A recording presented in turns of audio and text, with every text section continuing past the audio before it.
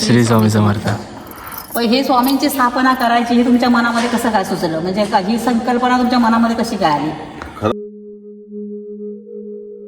जे सरप्राईज तुमका मी स्टार्टिंग पासून सांगतोय तर काय सरप्राईज आहे तर तुम्ही काकांकडूनच ऐका. तर मंडळींनो, आजच्या व्हिडिओचा असो विषय आहे की तुमच्यासाठी पण सरप्राईज आहे आणि ह्या काकींसाठी पण सरप्राईज आहे. एक विषय एकदम हार्ड होणार आहे, तर तुम्ही व्हिडिओ शेवटपर्यंत बघा. आता विषय असो की आपण जातो वाघोलीच्या मठामध्ये. मांजराक नेत नाही कारण तर झोपलेला बघू शकता तुम्ही. नवीन घरात एकदम चिल करता.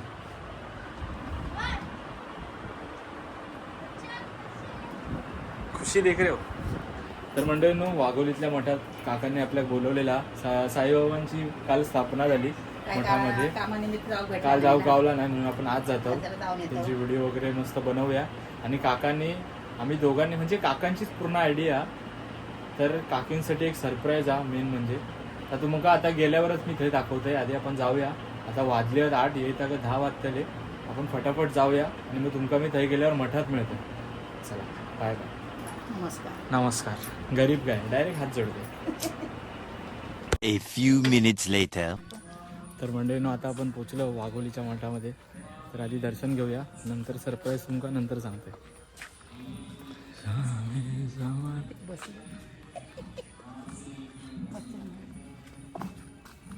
हाय हाय, जरा इन्स्ट्रक्शन दे. मठात आल्यावर पाय का धुवायचे असतात? मठात आल्यावरती पाय धुवायचे असतात कारण आपण बाहेरून येतो त्या माझ्या पण पायर घाल, माझ्या हातात पिशी आहे.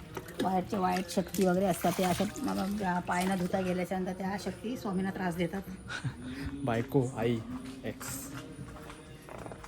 स्वामी समर्थ. भाई परिसर बघा, शांतमय वातावरण.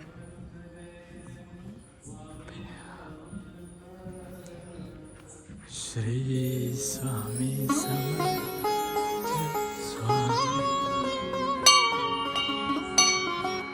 हळू वाजवले. समर्थ जय जय.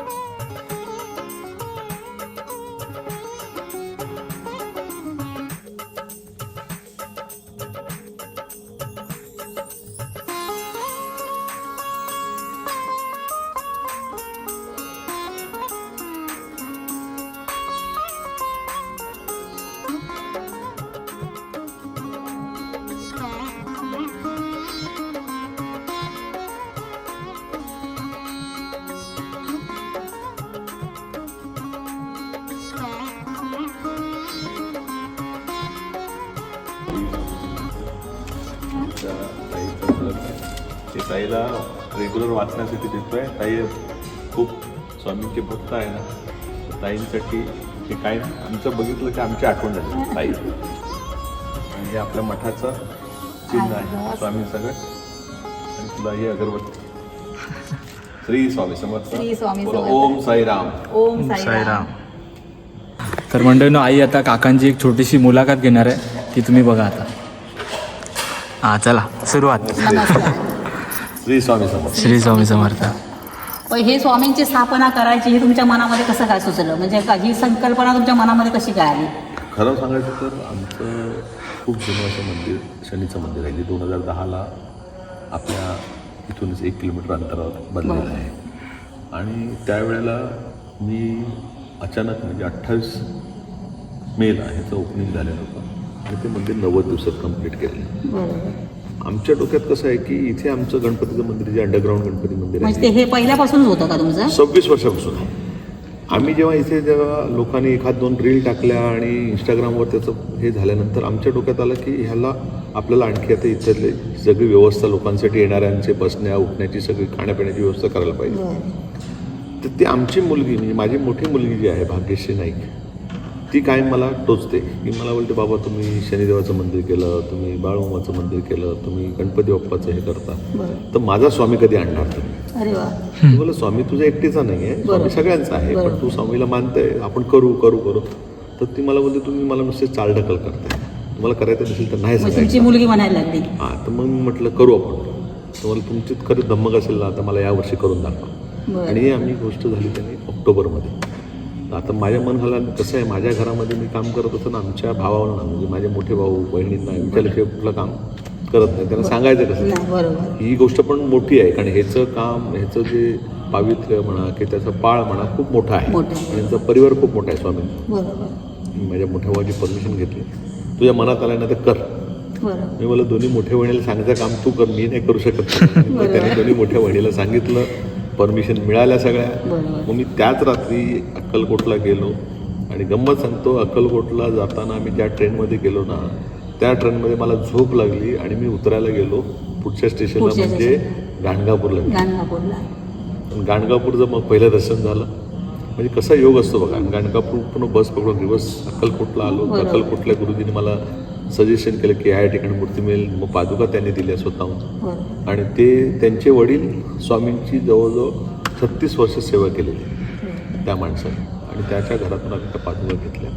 अक्कलकोटहून आम्ही पंढरपूरच्या दरम्यान जे मूर्तिकारकडून ही मूर्ती बनवली. बरोबर. आणि ताई तुला सांगायचा आनंद होतो, हा जो मठ तयार झाला फक्त 28 दिवसात झालेला. बरोबर. आणि एवढा सगळी बदल त्यांची झाला. इच्छा, त्यांच्या इच्छेनुसार काही आणि होत नाही. बसल्यानंतर इथे जो आनंद मिळतो ना तो बरोबर. जगातल्या खूप कुठल्याही भारी, जागेवर खूप मिळत नाही. शांत आहे आणि पूर्ण. मला शांत, त्याचा शांत, खूप निवांत आनंद एकदम वाटतो मस्त. की ही गोष्ट होत असताना इकडच्या जे परिसरातील लोकांची सोय झाली. बरोबर. स्वामी भक्तांना यायला आवडतं आणि दूरदूरवरून म्हणजे मुंबईवरून येतात.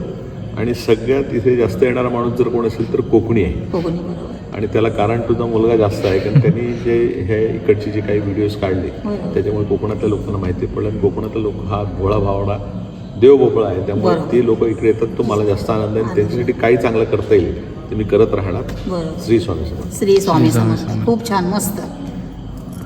आणि मंडळींनो आता काका कोकण करण्याची कन्फर्म तिकीट देणार आहेत, ते पण चालू आहे त्यांचं प्रोसेस प्लॅनिंग. झालं की तुम्हाला व्हिडिओमध्ये कळेल.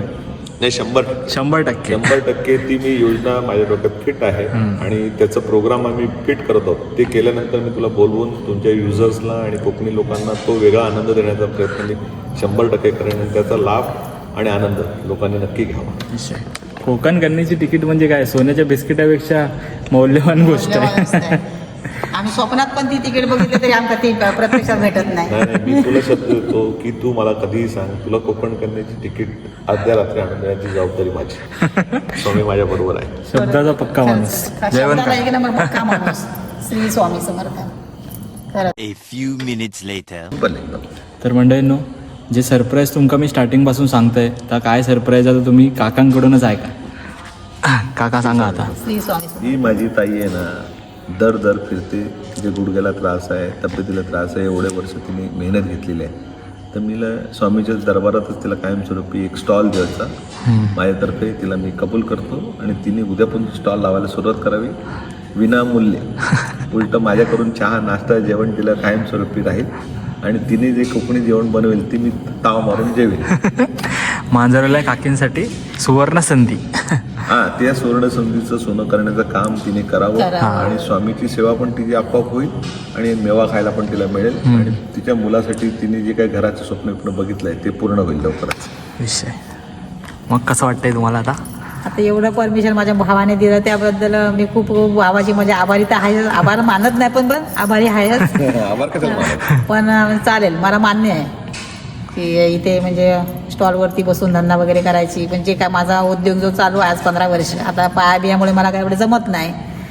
तर जर ती स्वामींची इच्छा. लोणचेवाल्या काकींचा आता स्टॉल मित्रांनो लागणार आहे. वाघोलीच्या मठात तुम्ही दर्शनाला आलात तर मांजरवाल्या काकींना सुद्धा व्हिजिट करायला विसरू नका. चला भेटूया आता पुढच्या व्हिडिओमध्ये. तिकडे आचंदच्या मठात बाय बाय. बाय करा.